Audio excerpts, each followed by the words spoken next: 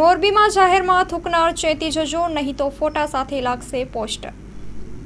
મોરબી મનપા જાહેરમાં પાનની પિચકારી લગાવનાર પાન માવાના શોખીનો સામે આકરા પાણીએ થયું છે. જોકે મનપાએ અગાઉ પણ જાહેર મિલકતને થૂકદાની બનાવવાથી લોકોને 500 રૂપિયાનો દંડ કરવાની જોગવાઈ કરતા પોસ્ટર લાગ્યા હતા. તેમ છતાં અમુક પાન માવાના શોખીનો આદત સે મજબૂર હોય તેમ જાહેરમાં પાન માવાની પિચકારી થૂકતા મનપાએ આવા શોખીનોનો ફોટો પાડી પોસ્ટર લગાવ્યું છે અને બીજા શોખીનોને પણ આવી કરતૂતો ન કરવા ચેતવણી આપી છે. અહેવાલમાં ન્યૂઝ સોલંકી હિમાંશુ, મોરબી. મોરબી કોર્પોરેશન દ્વારા છેલ્લા લગભગ 3 મહિનાથી સ્વચ્છતા ઉપર ખાસ ભાર મૂકવામાં આવે છે અને ખૂબ સારો સહકાર લોકો તરફથી અમને મળતો રહ્યો છે. પરંતુ ઘણી બધી વિનંતીઓ અને આગ્રહો છતાં અમુક જે સિટીઝન્સ છે એમના તરફથી અમને સારો સહકાર મળતો નથી. તો એવા અમુક લોકોના અમે ફોટા હોર્ડિંગ બોર્ડ ઉપર પ્રસિદ્ધ કર્યા હતા, જે લોકો પબ્લિક યુરિનેશન કરતા હતા. એની જ કડીમાં આજે જે લોકો દ્વારા જાહેરમાં સ્પિટિંગ એટલે થૂકવાનો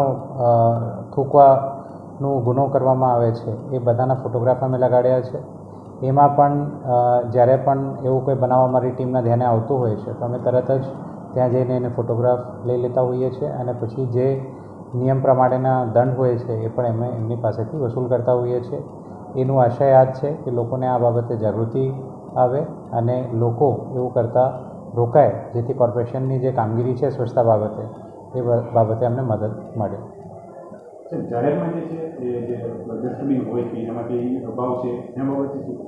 આમાં જે સ્પિટિંગ છે, સ્પિટિંગ માટે કોઈ ડસ્ટબિન હોતું નથી. ડસ્ટબિન જે છે એ કચરો નાખવા માટે જનરલી થતું હોય છે. જાહેરમાં સ્પિટિંગ કરવું એ એક ટેવ છે, કુટેવ છે, જે લોકોને રોકવાની જરૂર છે. કેટલો દંડ અમલ કરવામાં આવે? એમાં દંડ જે છે એ જે નિયમો મંજૂર થયેલા છે નગરપાલિકાના જે તે વખતે એ પ્રમાણે મંજૂર થયેલા છે અને વિભિન્ન દંડો છે.